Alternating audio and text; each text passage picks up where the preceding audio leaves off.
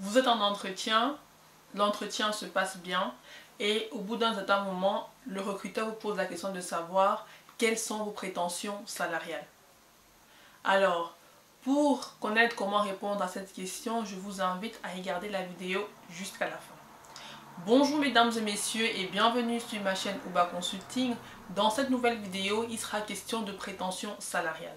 Alors je vais essayer de vous donner quelques conseils et quelques astuces pour pouvoir répondre au mieux à ce type de questions. Restez connectés. Alors merci à tous ceux qui sont nouveaux sur ma chaîne, merci à tous ceux qui s'abonnent, merci à tous ceux qui partagent, ça me fait vraiment plaisir. Et voilà, restons connectés, n'oublions pas, continuons à partager, continuons à commenter, à liker les vidéos. Lorsque vous êtes embauché ou bien lorsque vous cherchez un emploi, vous êtes en général convient d'entretien et au cours de l'entretien, on vous pose la question de savoir quelles sont vos prétentions salariales. Je vais vous parler en fait de mon expérience personnelle. Au départ, lorsque j'étais conviée aux entretiens et qu'on me posait la question de savoir quelles étaient mes prétentions salariales, moi je vous avoue que moi j'étais en général très déstabilisée parce que je ne prenais pas la peine de savoir quels étaient les barèmes, je ne me renseignais pas du tout sur les prix ou les salaires qu'on appliquait dans mon secteur d'activité. Donc en général quand le recruteur me posait la question, timidement je répondais que je n'avais pas de chiffres et que voilà leur prix était le mien. Grosse erreur parce qu'en général lorsqu'on vous pose cette question c'est parce qu'on attend une certaine réponse et la réponse doit être très claire parce que vous travaillez dans une entreprise, vous travaillez, vous mettez vos services à disposition d'une entreprise dont vous méritez justement un salaire. Par la suite, j'ai appris, je me suis renseignée et à force de passer des entretiens, je me suis rendu compte que ce n'était pas la bonne manière de faire. Alors aujourd'hui, je vais vous donner des conseils pour que vous ne fassiez pas la même erreur que moi. Avant de commencer, je vais vous définir ce que c'est qu'un salaire. Alors c'est quoi le salaire?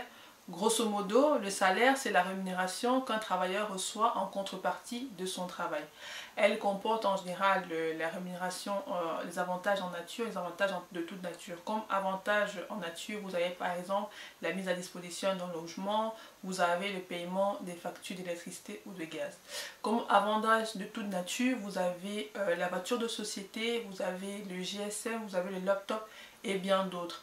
Dans certaines entreprises, il arrive qu'on vous donne des chèques repas. Dans d'autres, ce n'est pas le cas. Donc, les rémunérations, en fait, en tout cas, les packages salariaux diffèrent d'une entreprise à une autre.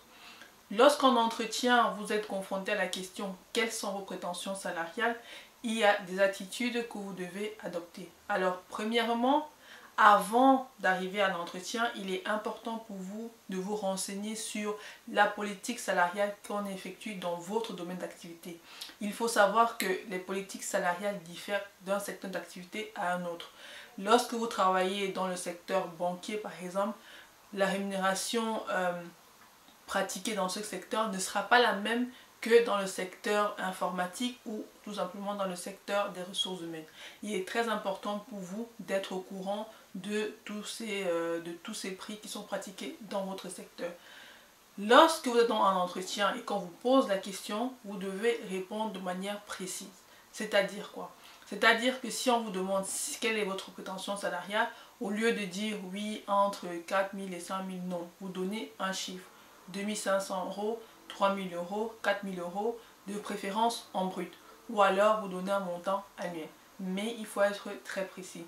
Vous ne devez pas avoir honte de répondre à la question parce qu'il est tout à fait normal qu'on vous paye pour vos services.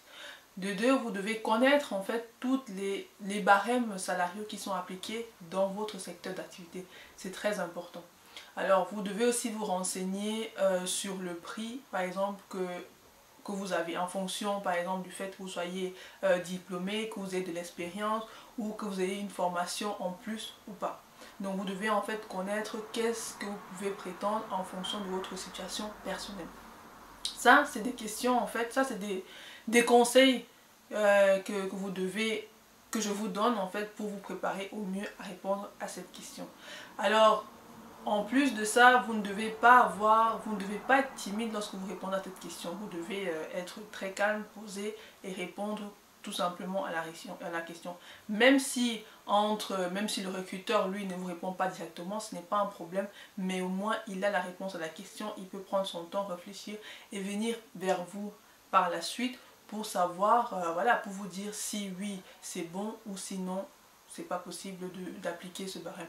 Vous pourrez toujours après par la suite négocier pour avoir voilà, le meilleur, pour tirer le meilleur parti de votre proposition. Alors, vous ne devez absolument pas donner une fourchette salariale. C'est-à-dire, vous ne devez pas dire au recruteur que oui, je veux un salaire compris entre 2500 et 3000 euros. Non, parce que si vous le faites, l'employeur risque de vous donner la rémunération la plus basse. C'est à leur avantage. Donc, eux, ce qu'ils veulent faire, c'est trouver une personne qui correspond au mieux à une tâche et aussi à un prix, parce que eux au niveau finance, ils ont un budget pour chaque poste. Donc s'ils peuvent arriver à faire des économies, ce sera pas de refus. Donc vous devez venir en étant armé et en ayant toutes ces informations dans votre poche. Voilà à peu près les conseils que je souhaitais vous donner en ce qui concerne la réponse à cette question. Si ces conseils vous ont aidé, n'hésitez pas à mettre un pouce en l'air. Si vous avez d'autres suggestions, si vous avez eu affaire à ce genre de questions en entretien et que vous avez répondu d'une manière différente, n'hésitez pas à partager votre expérience avec nous en commentaire.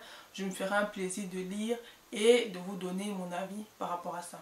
Alors, petite information pour les nouvelles personnes qui viennent d'arriver en Belgique, il y a une petite formation qui est prévue en tout cas pour vous aider à modifier, à avoir un CV qui déchire. Toutes les informations à ce sujet vous seront données au courant du mois. Donc, restez connectés sur la chaîne Uba Consulting. Merci en tout cas à tous ceux qui me suivent jusqu'ici, merci à tous ceux qui partagent mes vidéos et merci à tous ceux qui n'hésitent pas à me donner en commentaire des petites remarques ou des astuces pour améliorer mes vidéos. Voilà, c'est tout pour cette nouvelle vidéo.